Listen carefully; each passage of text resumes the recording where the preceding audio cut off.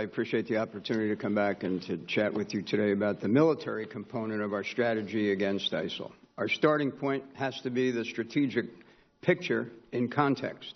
I've said before that the global security environment is as uncertain as I've ever seen it. The world is rapidly changing everywhere, and we're seeing significant shifts in an already complex strategic landscape. ISIL is one of many concerns. As the chairman mentioned, we're contending with Russia's revanchism in Eastern Europe, China's the South China Sea, Iran's malign activities in the Middle East, technical advancements by North Korea, rising aggression of non-state networks, and a rapidly leveling playing field in cyber and in space.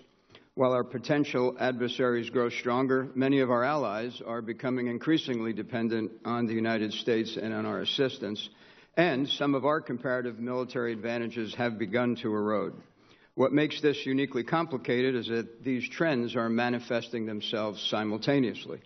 Within the Middle East, I characterize three converging sets of complexity. First, several governments are struggling for political legitimacy because they're not sufficiently pluralistic or they're not sufficiently accountable to their citizens. Second, the centuries-old Sunni-Shia struggle is very evident. Weak states are less able to assert independence amid the tug-of-war between sectarian regional powers.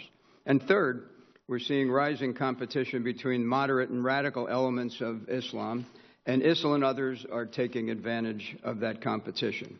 Within this evolving global context, the role the United States military is taking against the trans-regional threat of ISIL is appropriately matched to the complexity of the environment and is at a level of effort that is sustainable over time.